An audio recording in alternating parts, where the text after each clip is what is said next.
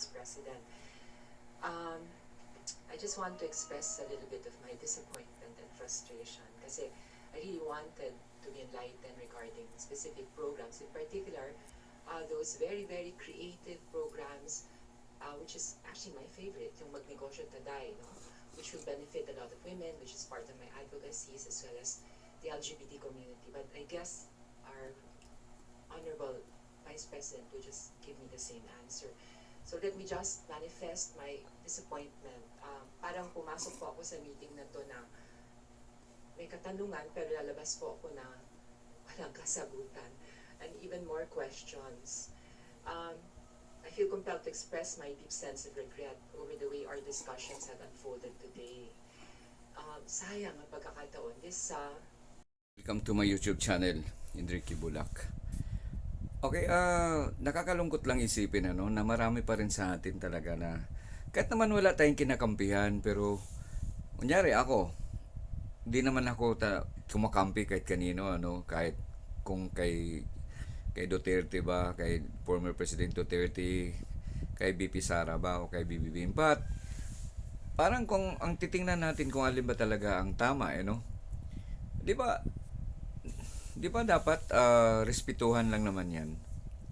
So, di ba, alam naman natin na ang Congress ay they are mandated to scrutinize or, siyempre, they are the defender of the lawmakers sila. So, meron silang oversight duties na kung tama yung ganyan na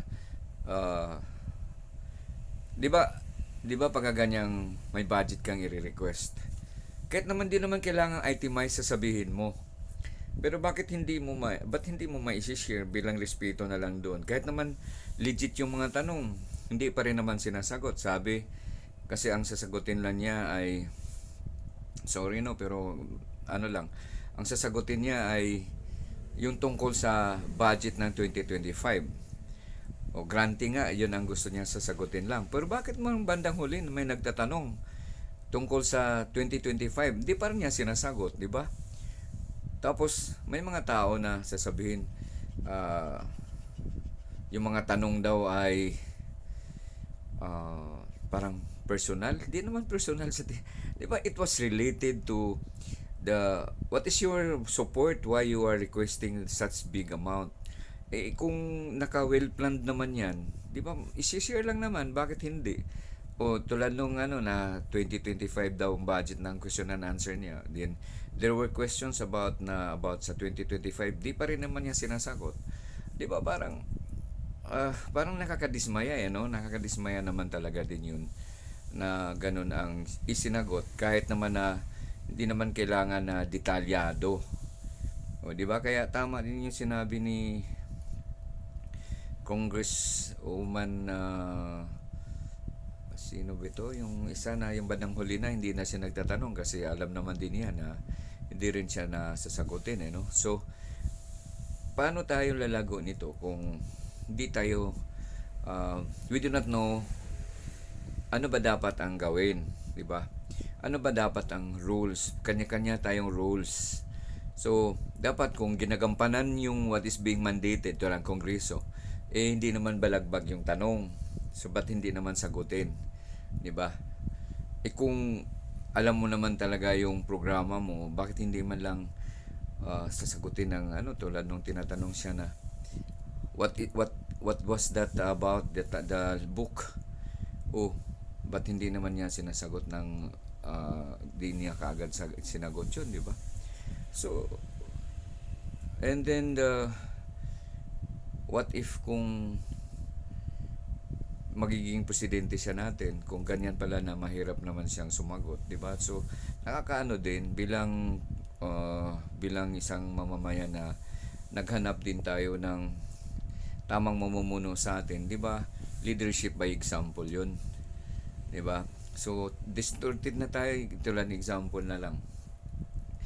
Yung kung nakikinig tayo sa balita at tungkol sa nangyayari sa Davao, iba-ibang balita pagka tulad yang ang ni-report ng taga Channel 5 na ang ni-report din ng spokesperson ng PNP sa Region 11 ang nagharang sa highway, yan nag-highway na going to the airport, eh mga KOGC naman, di ba? Sabi, hinarang nila yung doon sila nagano ng stage.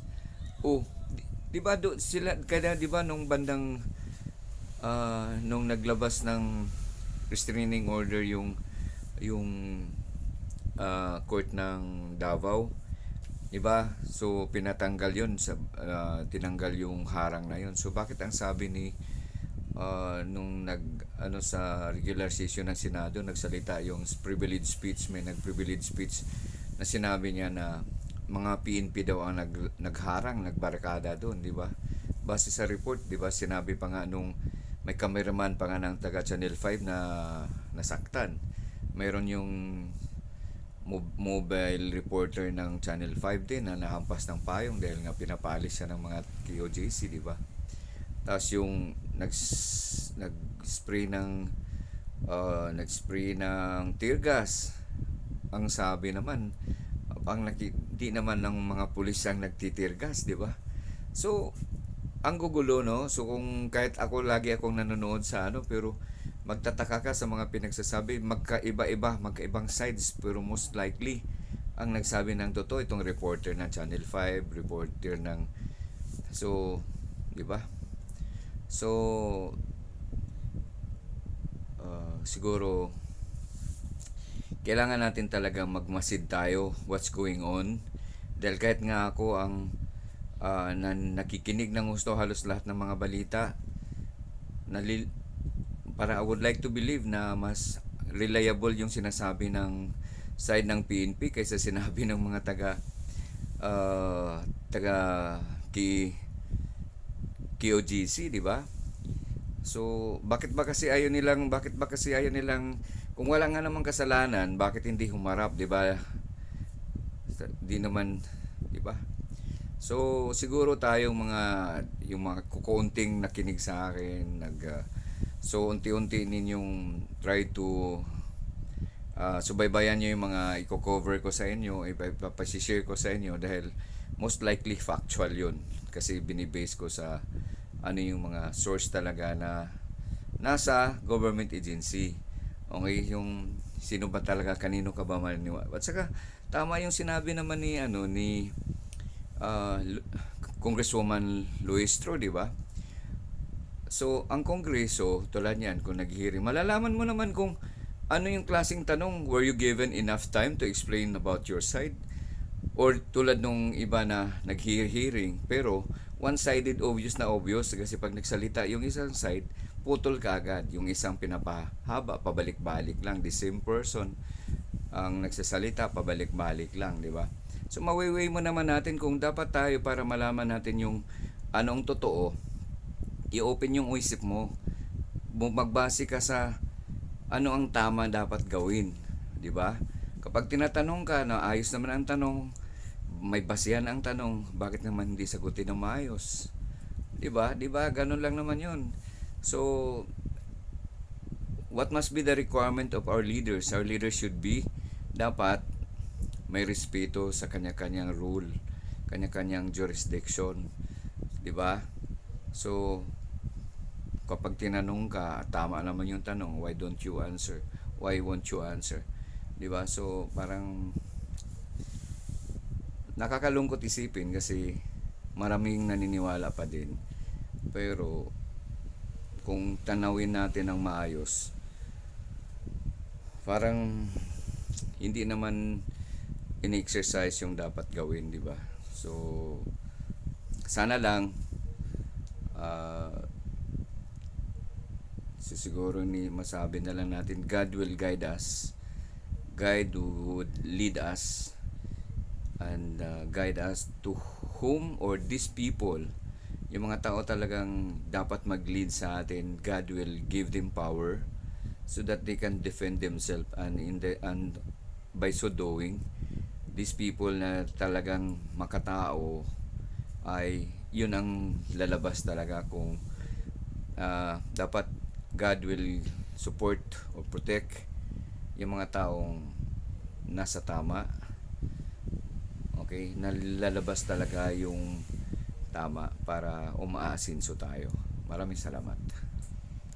Hearing was supposed to be a crucial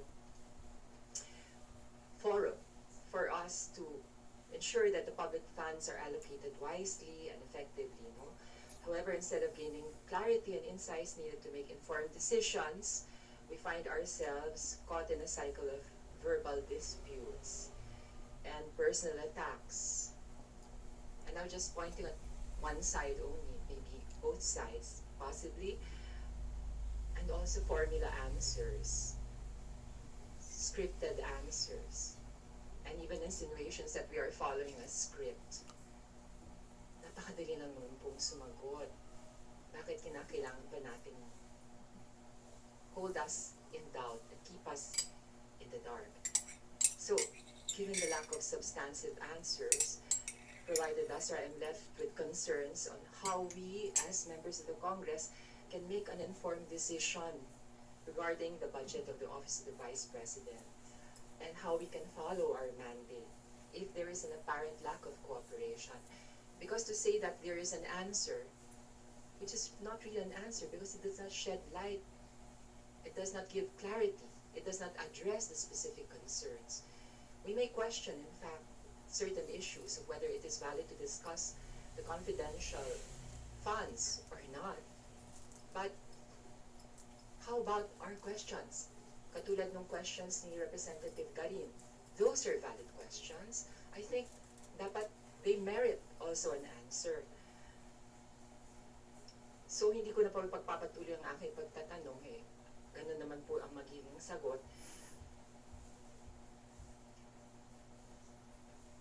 Sana po nagkaroon tayo ng clarity. That is my sincere wish talaga. Just clarity.